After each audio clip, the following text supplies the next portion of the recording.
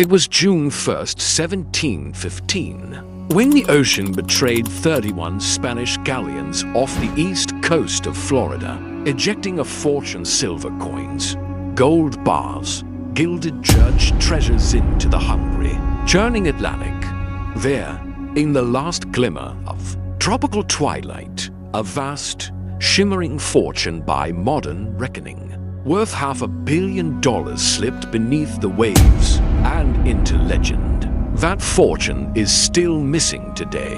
You don't need me to spell out the staggering numbers, but imagine the weight of Spanish pieces of 8, clinking like whispered secrets against salt-damp wood. Picture the galleons, burned and splintered, flotsam along reefs off Vero Beach, their hulls ripped open, treasure chests bursting.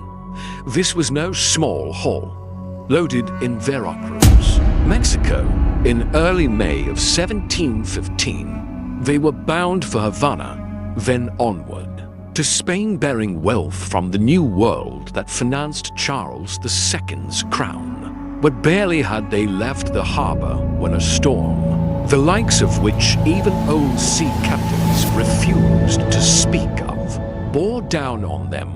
Within hours, every ship was shattered, and there, in the surf, survivors clawed for their lives and for treasure, too. On June 4th, 1715, Andres de Arriaga's body washed ashore clutching a gold bar, his fingers still clenched in hope. A gruesome blow that made headlines in Cadiz when accounts reached their weeks later. We jump forward now to 1969. An amateur diver, Kip Wagner, discovers a single silver cob off a swing jetty near Fort Pierce. Could it be from that fleet?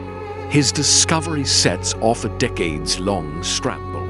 For the next 50 years, sun-bleached beaches and shifting sands near what is now Sebastian Inlet have yielded glints of the past.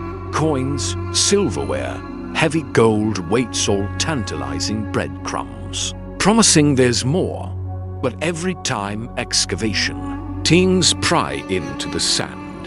One chunk of reef or one private salvage crew seems to seize that day's prize. Then vanish vaults of treasure disappearing under murky legal battles.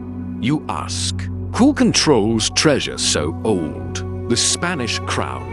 The state of Florida, private salvage firms, courts, historic trusts.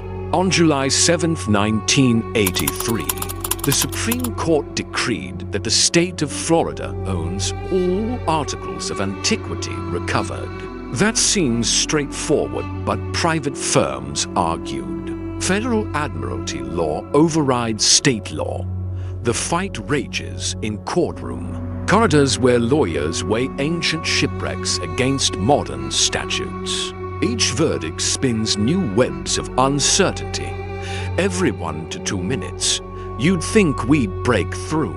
In April 2015, a team led by Mel Fisher's son, Mark, announced they'd located the Galleons' remains 3 miles offshore from Hobe Sound at 30 feet down. They recovered a gold bar, 16 silver coins, a rosary bead encrusted with coral. But as we speak, much of what they found is locked in legal limbo, stashed in vaults out of public sight, out of reach of the curious. Meanwhile, hurricanes annually shred sandy markers, reshaping the coast. Keys rise, dunes sink, and the underwater topography shifts. What was a reef 90 years ago may now be buried under 15 feet of sand or scrubbed clean by surf. On September 13, 2017, Hurricane Irma stirred up fresh silver, mixed with tar balls along beaches near Fort Pierce, the treasure washing ashore again, only to be swept back out by tides. You can almost feel the spray on your face as divers descend. You can hear the groan of aged wood underwater. The slow plink of coins uncovering themselves in sandy hollows. You sense anticipation in every glint, but also something darker. That history, once lost to the deep, is now entangled in modern greed. What if the real treasure isn't gold at all, but the stories? Each coin, each bar, each legal brief is a shard of a long-buried moment when empires collided. When men died in terror, when something glittered in the moonlit dark and sank forever. You might wonder, as the currents swirl, will those galleons ever yield their full cash? Or is the real $500 million still entombed under shifting reefs and shifting laws? Forever beyond our grasp, picture yourself in a tenacious diving suit, lights scanning channels where time has blurred margins between water and memory. You breathe, submerged. You reach out, and you catch in the sand the glint of a coin that could be the missing key. But I'll leave you with this one thought. In the vast Atlantic night, where wrecks lie silent and treasure glints at the edge of sight, what if the real prize isn't the gold but the lure itself? How far would you go? How deep would you dive? How long would you wait for a fortune that might never surface?